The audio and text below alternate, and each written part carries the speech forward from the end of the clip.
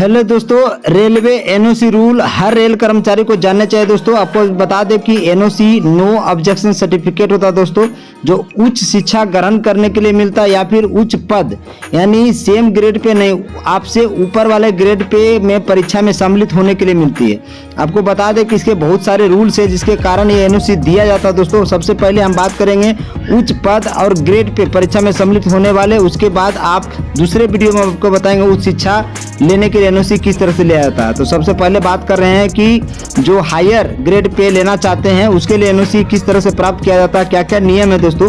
तो उसके जो है 12 पॉइंट मेन रूप से बताया जाता है दोस्तों कि परीक्षा में बैठने के कारण प्रशासनिक कार्य में बाधा उत्पन्न नहीं होना चाहिए या ना ही किसी कार्य क्षमता पर प्रभावित होना चाहिए। जी हाँ दोस्तों, जब भी आप हायर ग्रेड के लिए आप एनओसी लेना चाहते हैं तो परीक्षा में बैठने के कारण आपको जिसमें आप नौकरी करते हैं, रेलवे में नौकरी करते हैं, तो उस रेलवे के ऊपर इफेक्ट ना पड़ना चाहिए दोस्तों।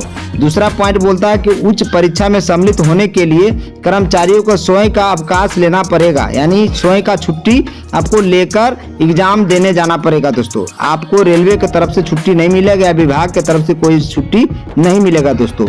प्रशासनिक तीसरा पॉइंट बोलता है कि प्रशासनिक आवश्यकताओं को प्राथमिकता देते हुए वांछित अवकाश पर निर्णय सक्षम अधिकारी द्वारा लिया जा सकता है। अगर सक्षम अधिकारी चाहे तो छुट्टी दे भी सकता है या भी नहीं भी दे सकता दोस्तों। चौथा पॉइंट बोलता है कि परीक्षा में चयन होने पर कर्मचारियों को कार्य मुक्त उपयुक्त रिलीवर उपलब्ध होने पर ही आपको छोड़ा जाएगा दोस्तों, यानी आपका रिलीवर होगा तभी आपको रेलवे छोड़ेगी या फिर आपका विभाग छोड़ेगा। अगर नहीं है तो आपको नहीं भी छोड़ सकता, इसके लिए बाद नहीं है दोस्तों। पांचवा पॉइंट बोलता है कि परीक्षा में सम्मिलित होने के लिए कर्मचारी को दी गई विभाग की अनुमति प्रशासनिकता में कभी भी रद्द किया जा सकता है दोस्तों। आपको बता दें विभाग आपको कभी भी छुट्टी रद्द कर सकता है, इसके लिए आप बात नहीं है कि हमने छुट्टी ले लिया हम जा रहे हैं एग्जाम देने के लिए। आपको चाहे तो प्रशासक कभी भी छुट्टी रद्द कर सकता है। छठा पॉइंट बोलता है कि परीक्षा देने जब आप परीक्षा हेतु प्रदान की गई विभागीय अनुमति उच्च स्तर पद ग्रेड पे के लिए ही मान्य है। अगर आप 1800 पे ग्रेड पर अभी काम कर रहे हैं तो आप 2000 पे ग्रेड पर जा सकते हैं, 2400 पर जा सकते हैं, 2800 पर जा सकते हैं, उच्च ग्रेड पेपर ही जा सकते हैं, उसी के लिए मान्य। समान ग्रेड पेपर आप दूसरे विभाग में नहीं जा सकते, उसके लिए आपको एनओसी नहीं मिलेगा। आपको बता सातवां पॉइंट बोलता है कि आपका स्थानांतरण प्रशासनिक हित में कहीं भी किया जा सकता है दोस्तों।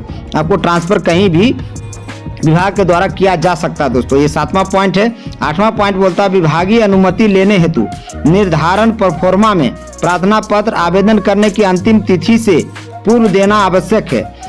अंतिम तिथि के पश्चात दी गई प्रार्थना पत्र कभी भी मान्य नहीं होगा। जैसा कि आप किसी दूसरे विभाग में आप फॉर्म भर रहे हैं तो उसका अंतिम तिथि भरने से पहले आपको एनओसी का ये लेटर जो है फॉर्म है भर के देना पड़ेगा दोस्तों, उसके बाद मान्य नहीं होगा। 9 पॉइंट बोलता है कि बिना विभागीय अनुमति के परीक्षा देने के लिए कर्मचारी द्वारा दिया गया तकनीकी त्याग पत्र दावा नहीं किया जा सकता।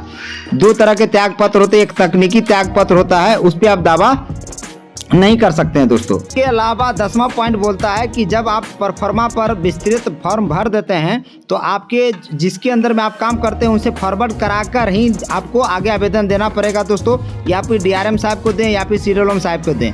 तो इस तरह से इसके बाद 11 पॉइंट बोलता है कि एक नियम है 1403 के अनुसार यदि कोई रेलवे कर्मचारी किसी प्राइवेट प्रतिष्ठान में पद के लिए आवेदन देता है तो उसे रेलवे से त्याग पत्र देना पड़ेगा। 12वां पॉइंट बोलता है कि संबंधित वर्ष में दी गई विभागीय अनुमति की गणना आवेदन करने की अंतिम तिथि वर्ष से की जाती है दोस्तों। तो ये 12 पॉइंट याद रखें दोस्तों। इसके बाद आपको एनओसी फॉर्म को अच्छे से भरना है और 3 कॉपी तैयार करना है और फिर आपको एनओसी आपको जमा करना दोस्तों, और ये 1 महीना के अंदर मिल जाएगा और किसी को 1 सप्ताह में मिल जाता है दोस्तों। और जिस एग्ज़ाम के लिए जिस एग्ज़ाम के लिए आप जा रहे हैं देने के लिए उसका पूरा डिटेल आपको इस फॉर्म के साथ संलग्न करना पड़ेगा। उसका पहला पृष्ठ, उसका जो अंतिम तिथि है वो देना पड़ेगा दोस्तों, और किस पोस्ट के लिए आवेदन कर रहे हैं वो देना पड़ेगा दोस्तों, और किस में वैकेंसी निकले वो सारा डिटेल इस एप्लीकेशन के साथ, इस फॉर्म के साथ देना पड़ेगा दोस्तों। उसके बाद आपको एनओसी प्राप्त हो जाएगा। है ना कमाल की जानकारी। मेरे चैनल को लाइक सब्सक्राइब शेयर कर लेना।